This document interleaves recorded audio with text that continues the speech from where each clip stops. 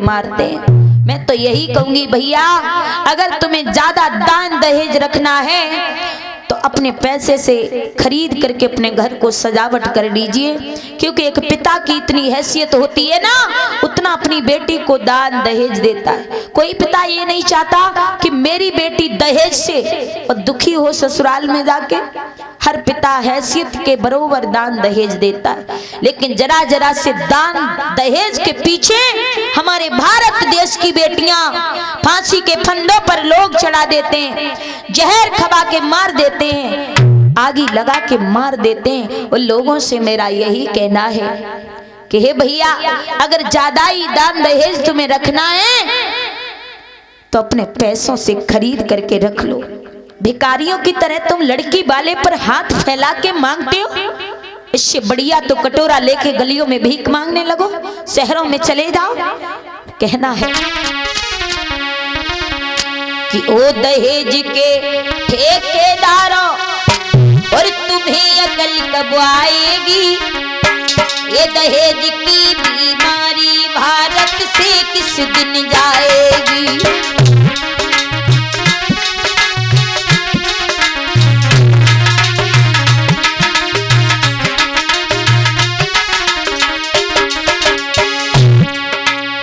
वो दहेज के ठेकेदारों, तुम्हें अकल कब आएगी, ये दहेज की बीमारी भारत से किस दिन जाएगी।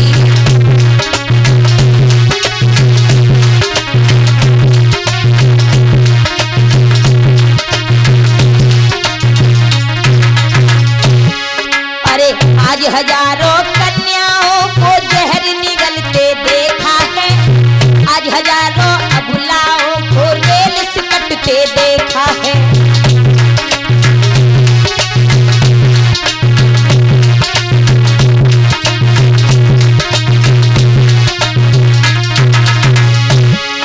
अरे आज हजारों कन्याओं को जहर निगलते देखा है, आज हजारों अबुलाओं को रेल से कटते देखा है।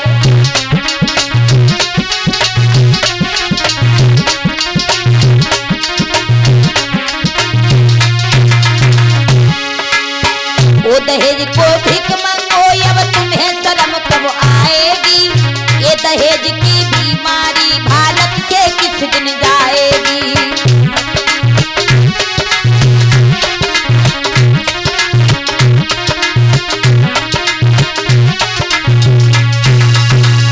मेरे भैया, भूल जाते हो तो इस बात को, उससे दहेज में अगर थोड़ी सी भी कमी रह जाए, उसने 9 महीना अपनी बेटी को पेट में पाला, उस माँ से पूछो जिस पिता ने सारी जिंदगी कमाई करके अपनी बेटी की शादी में लगा दी, उस पिता से पूछो कि कैसे उसने बेटी की शादी की, और तुम उसी बेटी को मार देते हो, अपमान करके घर से लज्जित करके निकाल देते हो। थोड़ी बहुत शर्म करो भैया।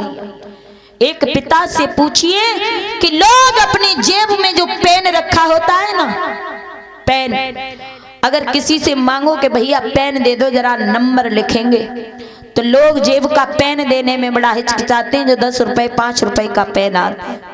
लेकिन एक पिता का कलेजा देखिए कि अपनी जिंदगी की कमाई बेटी की शादी में लगा देता है, वो भी छोड़ो, और अपने कलेजे के टुकड़े को किसी दूसरे के हाथ में सौंप देता है, किसी के दूसरे के घर में भेज देता है।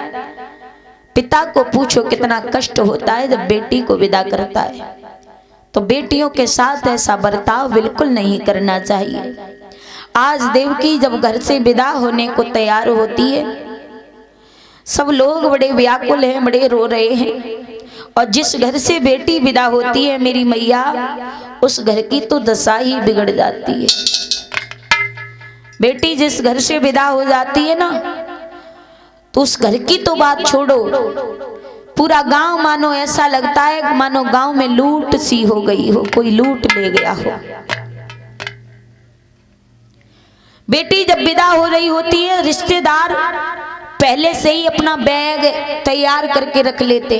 बेटी जाती है, बेटी के पीछे पीछे सारे रिश्तेदार चले जाते हैं, एकदम घर सूना सूना हो जाता है, बहुत बुरा लगने लगता है। फिर उस घर में खड़े होने का बिल्कुल मन नहीं करता, पैर टूट जाते, हिम्मत टूट जाती है। मेरे भैया, देवकी जब विदा होने को आई, सब लोग रो रहे हैं, परिवार के रिश्तेदार, सभी बहनें, भाभियां, सहेलियां जो भी हैं, माँ रो रही है। लेकिन ध्यान रखना भैया, ऐसी बेटियों के लिए पूरा गांव, पूरा परिवार, सब हितू रिश्तेदार रोते हैं। कौन सी बेटियां? यहाँ पर हमारी बहनें जो जिनका विवाह नहीं हुआ है, जरा ध्यान से सुनना। ऐसी बेटियां जब ससुराल जाती हैं, अगर चाचा में पापा में लड़ाई हो रही होती है ना, तो कुछ बेटियां ऐसी होती हैं कि बीच में आकर के गालियां देने लग जाती हैं, है ना। चाचा पापा में अगर झगड़ा हो रहा हो तो बीच में आके लड़ने लग जाती हैं। ध्यान रखना बेटियों, अरे हम और आपको क्या जरूरत पड़ी है लड़ने की? चाचा है, पापा है, आज लड़ेंगे और कल एक हो जाएंगे। लेकिन तुम ससुराल जाओगी, और जिस दिन ससुराल जाओगी तो वही चाचा दरवाजे पे खड़े होके देखेगा कि अच्छी जा रही है। जब भैया में लड़ाई होती थी तो बीच में आ जाती थी लड़ने, है ना। किसी के दिल को कभी ठेस मत पहुंचाओ। तुम्हें क्या पड़ी है लड़ने की? और माता पिता से भी कहना है, अगर तुम में किसी में झगड़ा हो रहा है तो तुम खूब करो, पर अपनी बेटियों को बुराई भलाई मत बांधो, उन्हें बोलने दो। चाचा से अगर तुम्हारे भाई से लड़ाई हो गई तो बेटियों से मत कहो कि उसके घर मत जाके उससे मत बोल। अरे भाई, बेटी तो पराए घर जाएगी तो बेटी की दुश्मनी क्यों बनवा रहे हो? तुम्हारा लड़ाई झगड़ा है, तुम करो, रोज करोगे, रोज सलाह करोगे। लेकिन मेरी मैया, ऐसी बेटियां जब ससुराल जाती हैं, जिन्होंने कभी चाचा ताऊ से झगड़ा करना जाना ही नहीं हो, जिन्होंने कभी भाभियों से, भाइयों से कभी लड़ना झगड़ना नहीं जाना हो, ऐसी बेटी जब ससुराल जाती है तो पूरा गांव खड़े होके रोता है बेटी के लिए। पड़ोस की, आस पड़ोस की भाभियां रोती, भाई रोते, चाचा ताऊ जो भी लगते हैं सब रोते कि बहुत अच्छी बिटिया थी, आज जा रही है, घर सूना हो जाएगा, अच्छा नहीं लगा करेगा ना। बेटी हंस करके बोलती थी, बड़ा अच्छा लगता था। ऐसी बेटियां जब जाती है ना मैया, तो पूरा गांव खड़े होके रोता है बेटियों के लिए। मेरे भैया, माँ रोती है, भाई रोता है, बहन जब विदा होती है तो भाई सोचता है आज मेरी वही बहन जा रही है मेरा घर छोड़ के, जिसे मैं बात बात पर मारता था, जिससे मैं बिना कुछ गलती के लड़ता रहता था, आज मेरी बहन मुझे छोड़ के जा रही है। भाई रोता है, पिता रोता है, सब लोग रोते तो हैं फूट फूट के, लेकिन एक व्यक्ति रोता सबसे ज्यादा है मेरी मैया, तो दिखाई किसी को नहीं देता है। वो कोई और नहीं बल्कि बेटी का खुद का पिता होता है, जो बेटी जब विदा हो रही होती है तो फूट फूट के रोता है। तो आज कोने में खड़े हो गए देवक और फपक फपक करके रोने लगे हैं। देवकी ने कहा है मैया से, मैया हमारे पिताजी को भी तो बुला दो, अरे अंत समय जा रही हूँ ससुराल में, आखिरी वक्त मुझे विदा तो कम से कम कर दें। देवक को बुलाया जाता है, देवकी एकदम अपने पिता के गले में गलभैयां डाल के लटक जाती है और फूट फूट के रोती है, पिता से कहती है पिताजी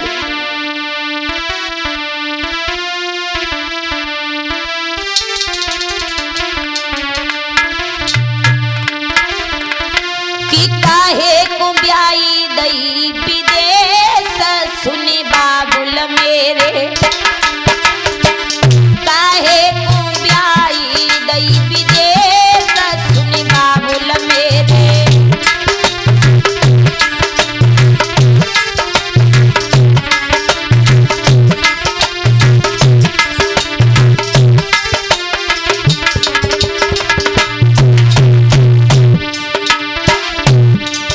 देवकी कहती है पिताजी, इस आंगन में पली पढ़ी, इतनी बड़ी हुई, आज आप हमें कहाँ भेज रहे हो? काहे तुम आई गई विदेश सुनी बाबुल मेरे, काहे तुम आई गई विदेश सुनी बाबुल मेरे।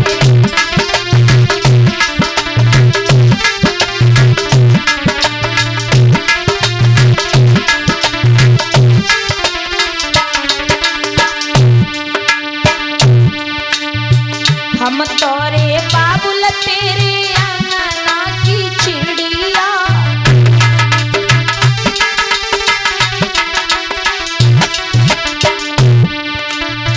हम तोरे बबुला तेरे अंगना की चिड़िया।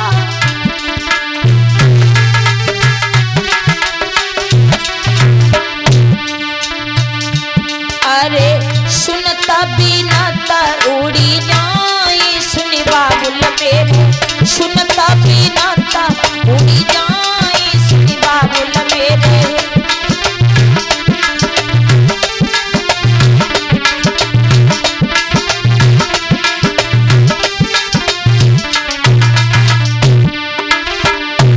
अरे काहे को ब्याई गई विदेश सुनी बाबुल मेरे, काहे को ब्याई गई विदेश सुनी बबुला मेरे।